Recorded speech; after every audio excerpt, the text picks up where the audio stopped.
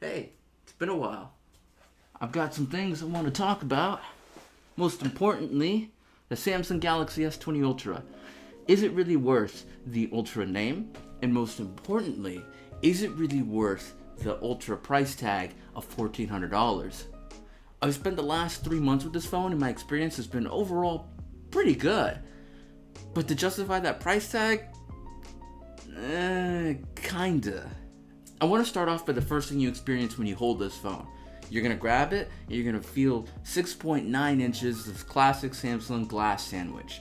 But that display on the front, it's a Quad HD display and it is one of the nicest displays I've ever seen on a smartphone. I have absolutely no issues competing with it in broad daylight. And the 120Hz refresh rate is incredibly smooth. I love it so much. I could personally tell the difference over a variable 90Hz. But that's just one portion of the price tag, is its feeling.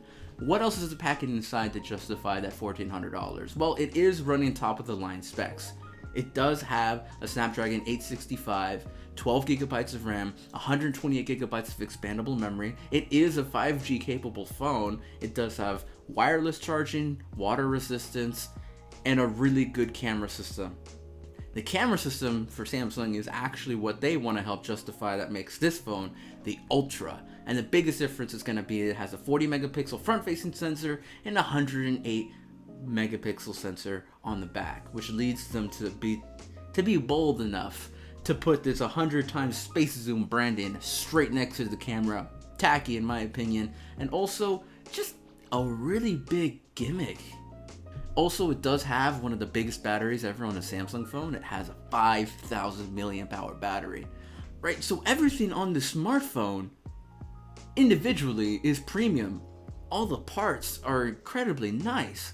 But oddly enough, when you put them together, they lead to a kind of okay experience. It's still good, but I want to talk about the things that have kind of ruined the things that would have made it from being an ultra premium experience. I mean, for starters, every time I open an app, fine, but sometimes, and often enough for me to notice and not just set it aside, apps will hang when I switch between them. When I go from Twitter to Reddit or from Reddit to YouTube or just opening up the task switcher, it just hangs. And I don't know why it does that. It just doesn't make any sense. The phone has a lot of storage still available and it has more than enough RAM for a smartphone to operate, so I don't know why it does that. And every now and then, if I'm using Google Maps, it would just completely freak out and have no idea what direction I'm going in and redirect me 4 or 5 different times before just deciding, yes, the original route that you were on was correct. So I'll hear that noise and it's weird. I don't know if that's a carrier issue, but it's been happening a little bit more lately. And then of course, one of the problems that I think Samsung's been trying to work on and has been improved, but is still noticeably kind of an iffy thing, is the autofocus system. It does have issues autofocusing on a couple of different shots, but when you do get good focus, the photos are great. I'll talk about that in a bit. Oh yeah, and one more thing that I almost always forget about because it's very hit or miss is the fingerprint scanner. It's built in under that display, and it's not reliable like I would like it to be. It does work sometimes, but you really have to be particular about the way you hold your finger, or it just says no match. That's really annoying. They could have put something way more reliable in it. But again, it's not a bad phone. Overall, as I started with, it is a really good phone. That display is really nice. 120 Hz is super great when the phone isn't lagging on anything. Snapping between applications and scrolling through anything has been an absolute breeze. And with 120 Hz, I'm on average able to get about 5 to 6 hours of screen on time of social media and YouTube and the occasional navigation, so I think that's more than enough to get me through the day. I personally did not even want to try 60 Hz after trying the 120, so I'm okay with those hours. That's fine battery life for me. Now I want to talk about something that this phone has changed for me. On my previous videos, I've talked about how I absolutely love stock Android. Just give me what Google designed, give me security updates and updates as soon as they come out, and I'll be content. And having this phone, I've noticed a couple of differences on how I use it and what I think about it.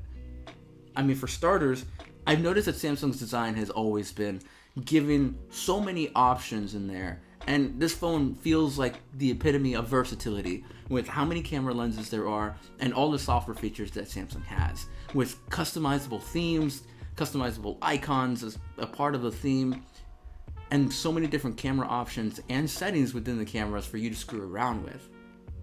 And I think I understand a little bit more about what Samsung is doing and why people kind of choose a Samsung, because at its face value, it is a really good smartphone that'll take care of what the average consumer needs.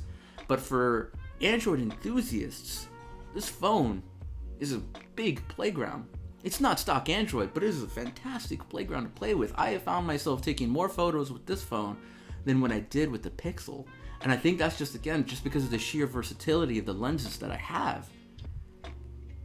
And this is the part where I started to doubt myself about, do I really like stock Android more? Because a lot of software features are on this phone that I use on a daily. I mean, this doesn't have Android 11 right now, but this phone has a lot of features that I use that I don't ever feel like I'm lacking when a new Google update comes out. I've been using Samsung's pop-up window for messages, so I've technically had like bubbles for a while now. So even though it doesn't have Android 11 yet, I don't really feel like I'm missing out a feature. It's had its built-in screen recorder for a while as well. I didn't have to wait for that. It has themes, like I mentioned earlier, that just Google's now deciding to roll out. I mean, Samsung's been giving people this option for a while. There's a feature that allows you to pair to Bluetooth and play specific audio from one application to the Bluetooth device and have the other audio redirect to the smartphone so you don't have to interrupt each other. I use that every day. It is this plethora of features that an enthusiast like me would enjoy, but the average consumer would see this phone at its face value and just enjoy it. It's a good phone. And I think this is the reason why I felt like Google was lackluster. And that this phone's been appealing to me a little bit more. Google's becoming more aware that they're more of a software company, and I think that's really good because they got more Google Assistant features. And that's fine. They've also cut down their price. It seems as though they've listened to the valid points that everyone was making. And it seems as though while Samsung is the opposite side of this, it is a little concerning that they're charging more for kind of a still great experience, but it isn't an Ultra one. I want to get back to the other features about this phone, specifically the camera. The biggest thing that does decide to make this thing Ultra. The ultra wide takes really good photos, I would say. You don't really notice too much of a distortion effect unless you're in closer quarters. So if you're outside and you really just want to fit more, ultra wide is a really good touch for that. The 108 megapixel sensor is really good for when you want to capture like outdoor scenes, I would say. I don't want to use it in anything that isn't broad daylight, because you'll notice when you zoom in versus a standard 12 megapixel, the 108 definitely is sharper, but at that resolution, I found that the dynamic range isn't as good. It's not bad, it's still good, but it's not as good as the standard 12 megapixel pixel binning technique that the phone will use by default. The phone's zoom. Okay, it's not any 100 times space zoom. I mean, I did take a picture of the moon, but oftentimes you'll find that it's kind of a blurry mess. It's not really usable at 100 times. It's definitely a gimmick. However, photos at 30 times zoom still come out shareable, I would say. And that is a benefit that I found myself kind of playing around with, and I do enjoy. I did take maybe one or two to actually just show people, hey, look what this camera can do. And it's kind of like, wow, that looks really good. And then you show the 100 times, and it's like, okay, why are you showing me this? It's blurry. But at 30 times, it's actually really impressive and cool. That's the photography, at least. I mean, you'll definitely find really good photos in almost any situation, in broad daylight, midday, easy. Where most phones start to have issues, and where a lot of people really liked the Google Pixel and the iPhone, was at nighttime. They're getting a lot better, and now Samsung, I have to say, has put their foot in the door, and they're doing really well with nighttime photography as well. Their night mode is fairly easy to use. Go over to the night mode section, click it, the little moon icon will show you how long you have to hold the phone before it completes taking the photo. Done. Photos come out sharp, they come out bright, they actually come out really nice and clean. And my only gripe about the night mode that's on the Samsung phone is that I wish it would show you like a live translation as to what the night mode's gonna do, like what Pixel finally decided to add to their phones as well. That's a little personal preference, because sometimes I want to not make it as bright and dramatic as it is, but still somehow retain night information. You can, and they still come out great. It's just a little bit more of a guessing game, I would say. The phone also has live focus mode if you wanted to take portraits. I haven't been taking as many portraits as I would like to, but it does take pretty well ones actually. Samsung has this really nice differentiation between the background effects that you want to use for the phone. That's also really cool and fun. You could do it on the front-facing camera now, which is also really cool if you wanted to do your portrait games on the front. And then Samsung recently added live focus video to this phone. That's been pretty rad.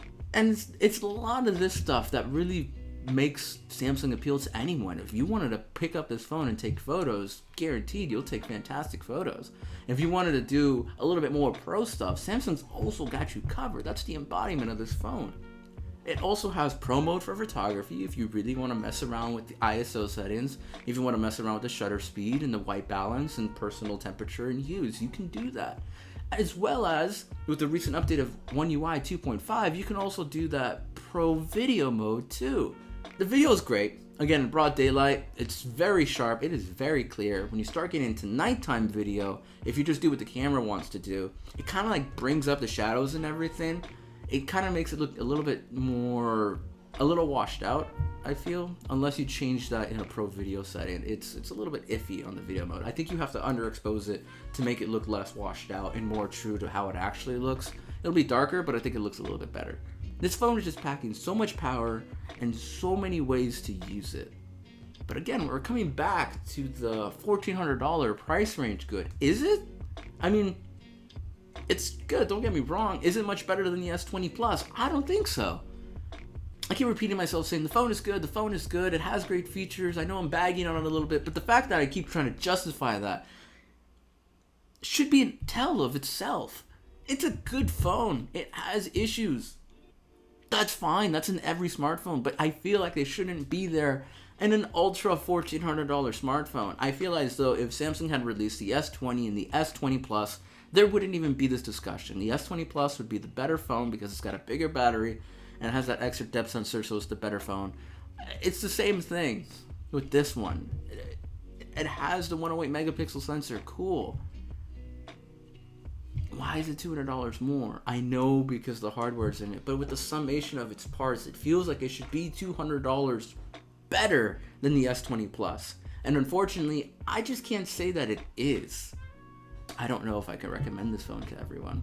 An S20 Plus would be more than great enough for you. But if you feel like you have to be on the cutting edge and get the Ultra, I mean, sure. I won't say that you'll be unhappy, but you might ask yourself, was it really worth the extra $200?